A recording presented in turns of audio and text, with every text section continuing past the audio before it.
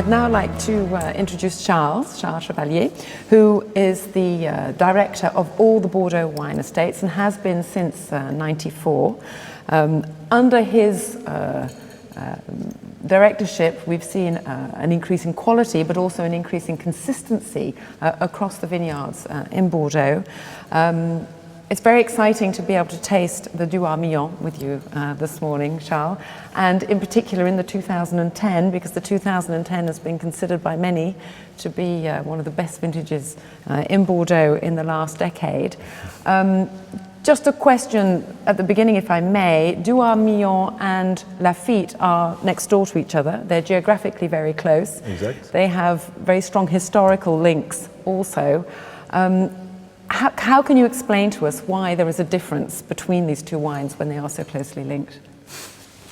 That's a difficult question, but in fact, a part of the answer is coming from the official classification of the wine in 1855, when the people create this classification and say that Lafite is the first growth and Duhart-Milon is the fourth growth.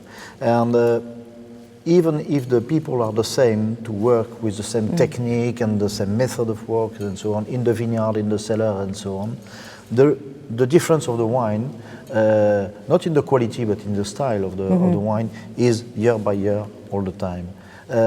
Why? The first explanation I have is coming from the terroir by itself. The quality of soil, if you make some chemical analysis of the soil or physical analysis, you find more or less the same things, but the exposure is not the same. Lafite is more southeast exposure, taking the sunshine in the morning and all the day. Duhart-Milon is more northwest exposure, and so there is some tiny difference in the temperature, in the maturity of the grapes. And at the time of the harvest, of course, a very important part of the job is to go in the field and taste the grapes for each block separately and decide when we have to pick, regarding about the maturity, the taste of the grapes and so on. And that makes some tiny difference, but we found that some years there is a 6 days difference between the picking of Duhart and the picking of Lafite. Lafite is coming earlier every year. And this difference, if you are not able to manage this difference, you create something, an average wine. To find the subtlety of the wine and the complexity of the wine, you have to respect this terroir and each block of the soil and the terroir. That's very, very interesting. 2010, as we said earlier, was a spectacular vintage in Bordeaux. Why was the 2010 so special? I want to say that it's one of the spectacular vintage in the decade, because we had from 2000 to 2010 something quite unbelievable in the story, where all the vintage are good or very good or exceptional. In fact, 2010, yes, the beginning was quite a bit difficult with cold weather and the time of the flowering and so on. But after that, in July and August and September, very nice weather, very complete maturity, and at the time of the harvest, we are able to wait for the complete maturity each block of the vineyard. The difference with 2009, for example, where it was a hot vintage and with also a complete maturity, but more sweety and so on. 2010 is more classic wine, with the real respect of what is a Cabernet Sauvignon from Pauillac.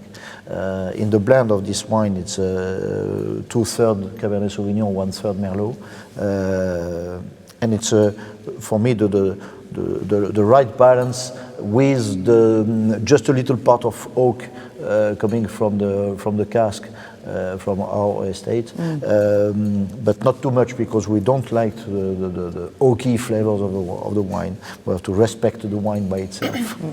More. And all the casks, all the casks that you use within all the DBR estates are made in your own cooperage. Exactly. We have this opportunity to have our own cooperage company close to Duhart-Milon, and where we build every year more or less 2,400 casks a year. Amazing. For all the Bordelais estate, but also for a part of Los Vascos and Caro and Chateau Duhart. Yes, the majority of the barrels for the other estates came also Come from here. from the cooperage. And does this affect the style of Lafite? Would you say this allows you to control? We know by traditionally and by experience, we know that our wines are more respect in the wood if the toasting of the cask is very light. Okay. Okay.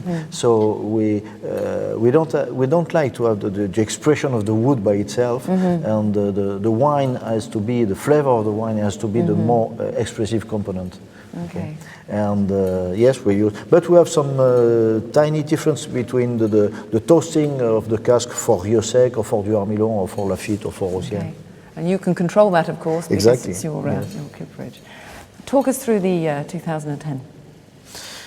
2010, for me, we was talking with at what time we have to drink the wine. Of course, 2010 is young, but there is a possibility, of course, to age for a long time. Why not?